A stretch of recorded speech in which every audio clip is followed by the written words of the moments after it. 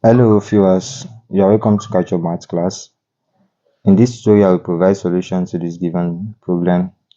So where we have 7 raised to the power of sine squared theta plus 7 cos squared theta is equals to 8. So we need to find the value of theta here. Okay, but don't forget the domain of the theta here is from 0 to 180 degrees.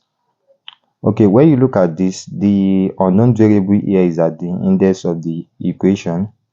Okay, so the first thing to do here is to multiply both sides by 7 sine squared theta. Why do we need to do that? So that we can eliminate one of the powers in the equation. Okay, so now when you multiply both sides by 7 sine squared theta, so we have 7 raised to the power of sine squared theta times 7 raised to the power of sine squared theta, okay, plus 7 raised to the power of cos squared theta times 7 to the power of sine squared theta. Okay, and of course here you have 8 times 7 raised to the power of sine squared theta. Okay, so when you multiply this from law of indices, this will give us 2 sine squared theta, okay, plus 7 to the power of this of the same base, so you take one of the bases, then you have cos squared theta plus sine squared theta. Okay, and here you have 8 times 7 raised to the power of sine squared theta. Okay, so recall from trig identity where you have cos squared theta plus sine squared theta to be 1. Okay, so that implies that the whole of this now is 1. Okay, so when you change that to be 1, now we have 7 to the power of 2 sine squared theta, okay, plus 7 to the power of 1, then equals to 8 times 7 sine squared theta. Okay, yeah, what's the next thing now? We can just rewrite this equation in such a way that it will be equated to 0. Okay, so that we have unknown variable in one of the sides of the equation. So by doing that, then you have 7 to the power of 2 sine squared theta. Then so that means you have to bring 8 to this side, to the left hand side. So now we have minus 8 times 7 raised to the power of sine squared theta. Okay, sine squared theta, then plus 7 is equals to 0. Okay, and of course when you have something like this, 7 raised to the power of 2 sine squared theta can be written as 7 raised to the power of sine squared theta in brackets, then we have 2 outside. Now we have minus 8 in bracket of 7 to the power of sine squared theta in brackets, then plus 7, then we equate this to be 0. So of course now we can represent what you have in the bracket as y. So we let 7 to the power of sine squared theta to be y. So now the equation now becomes y squared minus 8y plus 7 is equals to 0. And of course this is a quadratic equation, and whenever we have quadratic equation, we are expected to have 2 roots. So where the roots can be classified as real and equal roots, real and distinct, or no real roots. And from the look of this now, we have to find product of 7 and sum of minus 8, and that would be minus 7 and minus 1. Okay, minus 7 and minus 1.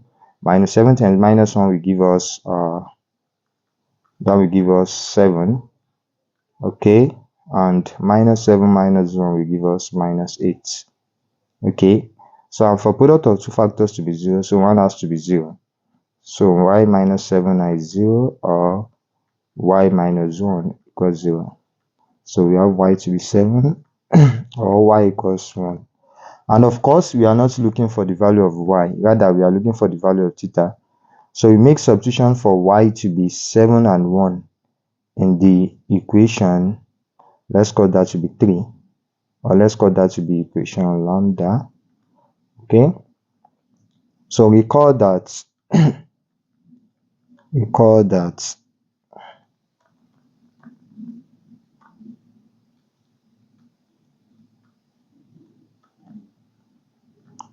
uh, 7 to the power of sine squared theta is equals to y. And of course, we obtain two values for y, so when y is 7, then here you have 7 raised to the power of sine squared theta, okay, is equals to 7, and this is of course raised to the power of 1. So of course this will take this, so we now have sine squared theta equals 1. Okay, so we can just take square root of both sides, and when you do that, you have sine theta to be plus or minus 1. Okay, so theta now is sine inverse of 1 or sine inverse of minus 1. Okay, and sine inverse of 1 will actually give us 90 degrees, while sine inverse of minus 1, we have that to be minus 90 degrees. Okay, that's for the case when you consider y to be 7.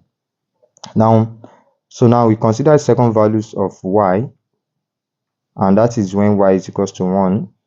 So we have 7 sine squared theta is equals to 1, then 7 raised to the power of sine squared theta. This one can be written as 7 to the power of 0, and of course this will take this, so we therefore have sine theta to be 0. So sine inverse of 0 will actually give us 0 as well, 0 degrees. So the three values of theta that we obtain here are what? 0 degrees, now let's start from the negative aspect, minus 90 degrees, 0 degrees, and 90 degrees. And when you look at this now, the domain here is in the range of 0 to 90 degrees. So of course now we are going to eliminate one of this value, which happens to be minus 90 degrees, because that is not in the domain. Hence, theta is equals to what? 0 degrees, and theta is equals to 90 degrees. So these are the values of theta that will satisfy this given equation. Okay, if you are just joining us for the first time, don't forget to click on the subscription bell so that you'll be notified whenever I release new video. Thank you.